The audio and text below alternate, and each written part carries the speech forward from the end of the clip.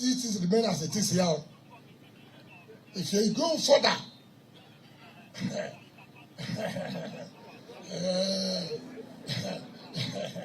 you see the kind of laugh I'm laughing. Is it a proper laugh? Is it a proper laugh? Tell them to Melembe. Why? What will come? You can't stand it. I can't stand it. Ladies and gentlemen, the story we are following is drawing serious attention across Nigeria and beyond. Social media has been buzzing with claims and counterclaims about the Federal Capital Territory Minister, Mr. Nyesom Wike, and alleged investigations that could put him in the middle of controversy. Reports are saying intelligence bodies, anti-graft agencies, and even international watchers are all being linked to this developing story.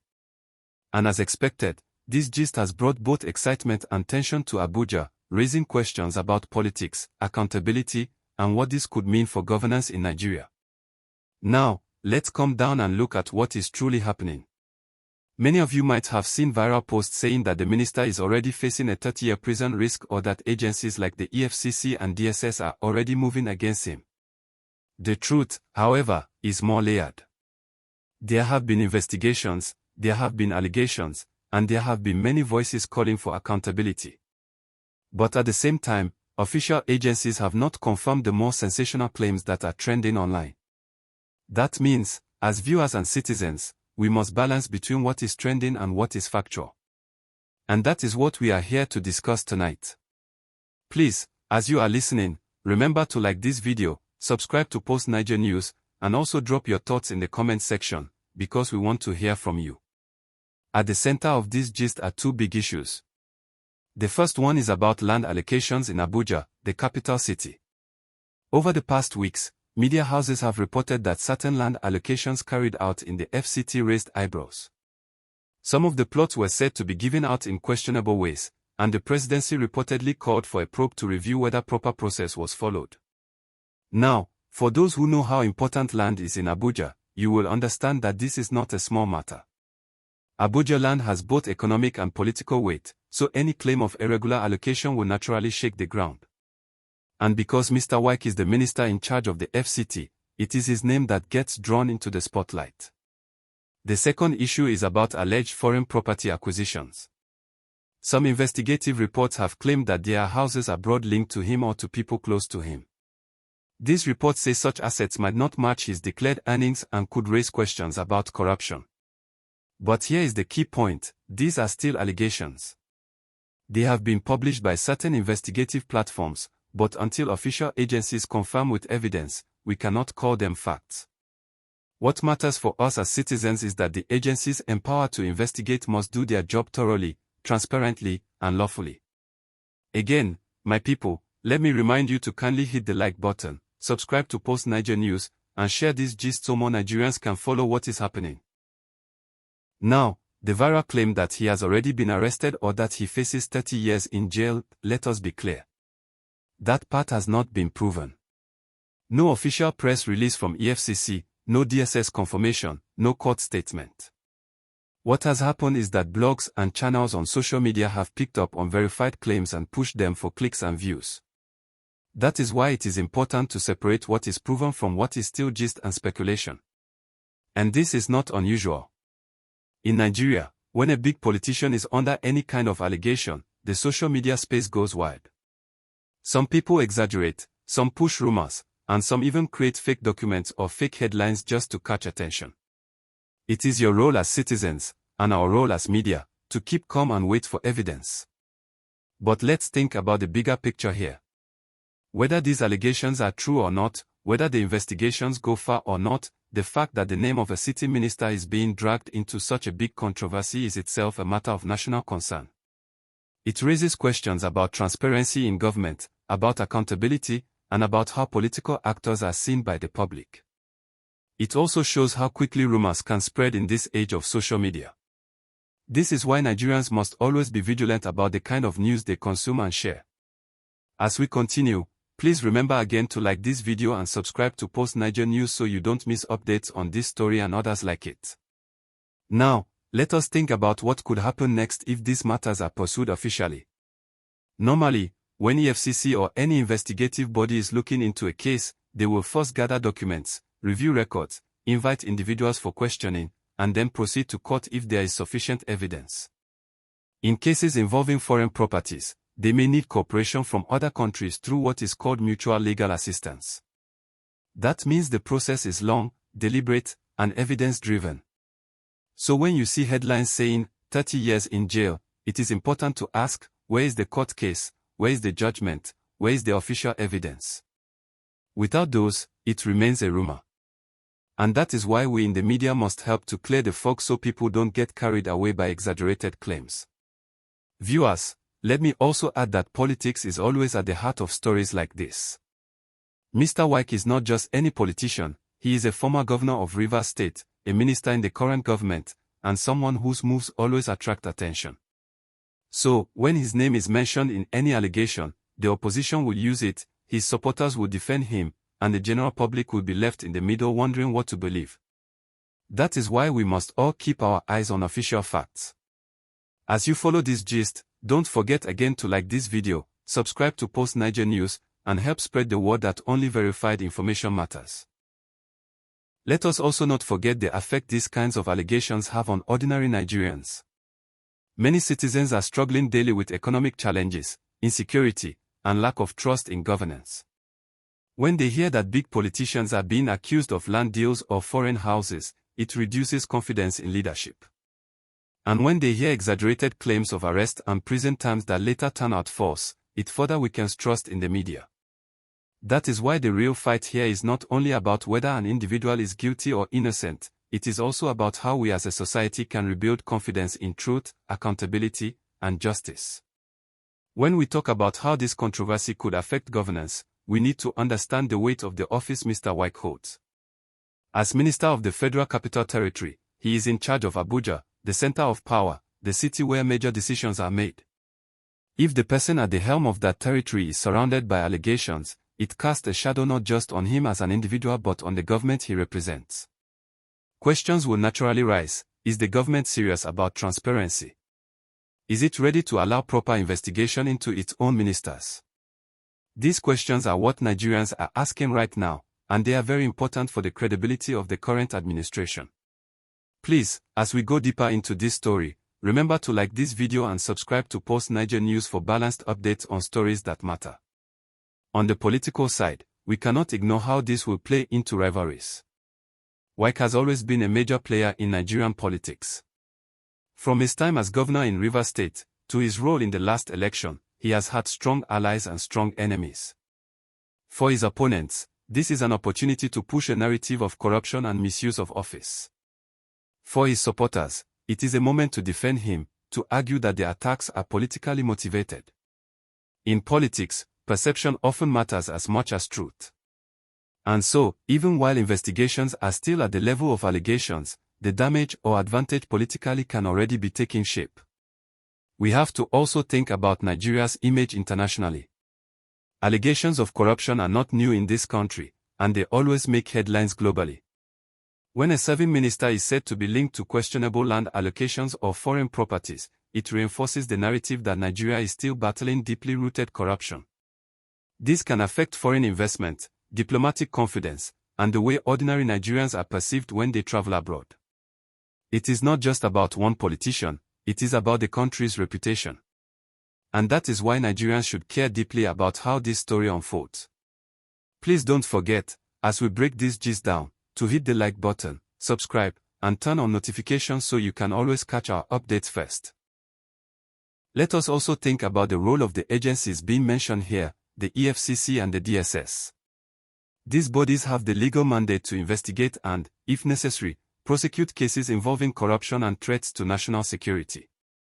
For many years, Nigerians have complained that these agencies sometimes act selectively, pursuing certain individuals while overlooking others. In this case, the credibility of both the EFCC and the DSS is on the line. If allegations are raised about a senior minister, would they act with transparency and fairness? Would they show the same energy they often show when investigating lesser-known individuals? The public is watching closely, and the legitimacy of these institutions depends on their consistency. Now, let's talk about the number that keeps circulating, 30 years in prison. Where did this come from?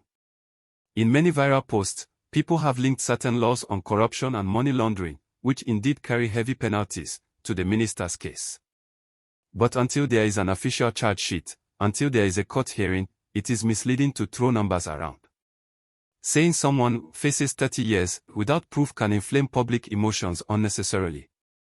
It is better to say there are allegations, there are possible penalties if proven, and investigations will determine the outcome.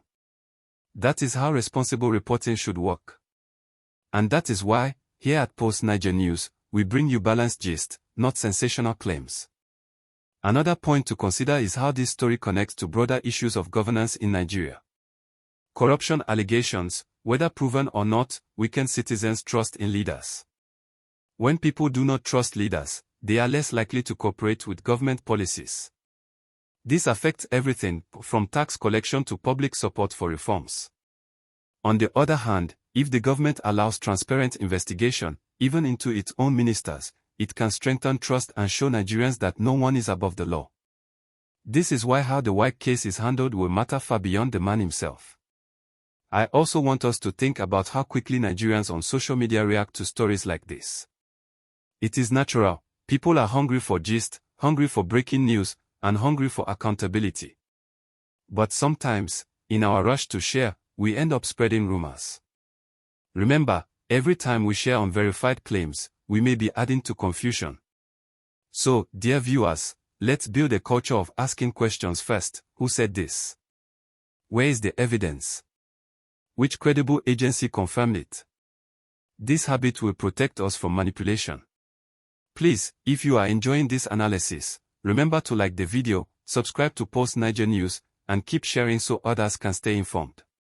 Let's now move to the human side of this gist.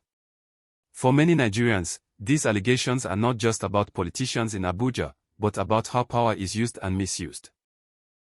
Ordinary Nigerians who are struggling to pay rent, buy food, or send their children to school look at these stories and wonder, if leaders are linked to questionable wealth, then how sincere are they about solving the problems of the poor? This disconnect between leaders and citizens is one of the biggest challenges our democracy faces. And unless there is accountability, that gap will continue to widen. Before I pause, let me remind you of one more thing: allegations are not the same as convictions.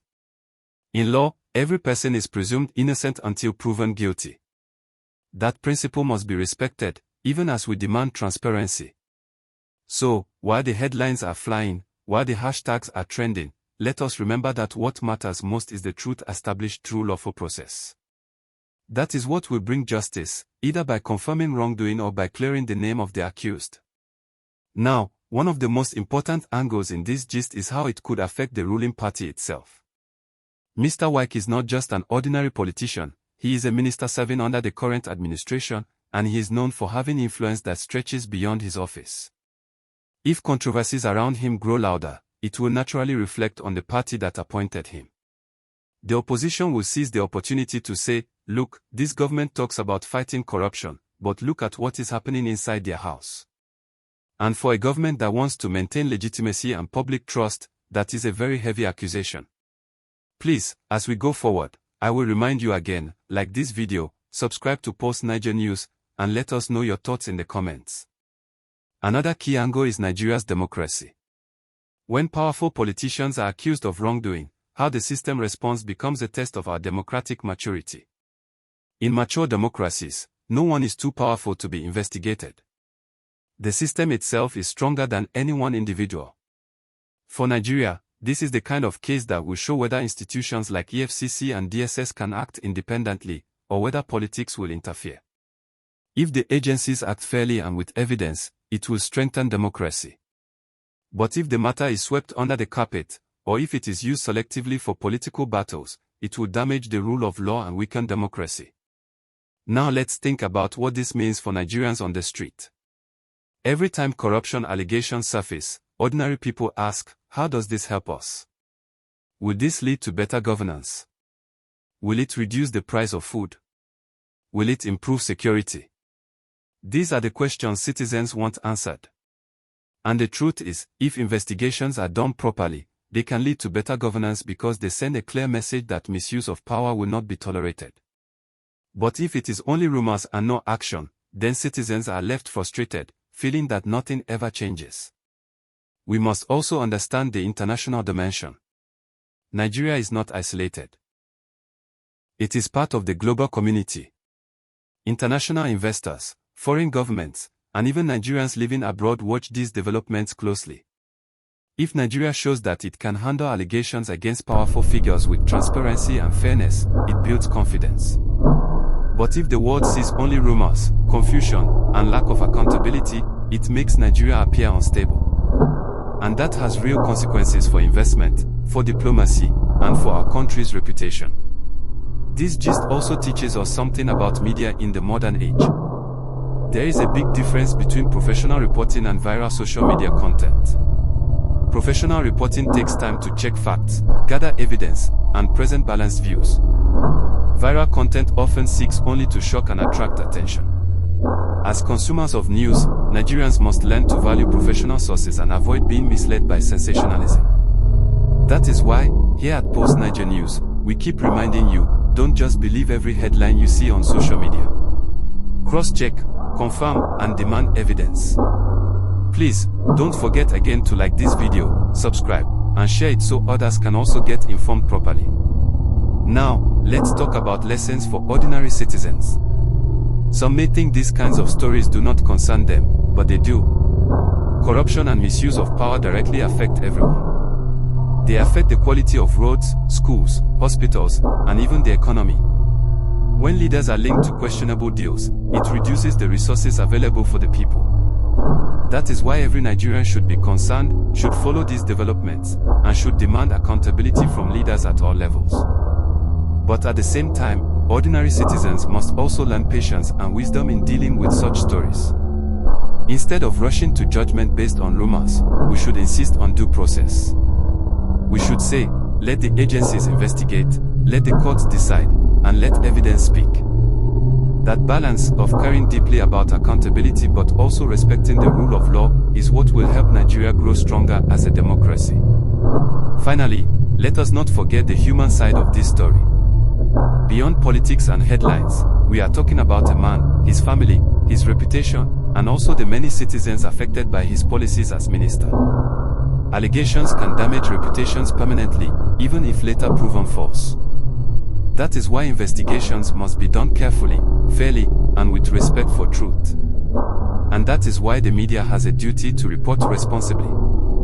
Viewers, as we round up this segment, let me remind you once again, if you appreciate this kind of balanced, professional gist, please like this video, subscribe to Post Niger News, and turn on your notifications so that you never miss an update.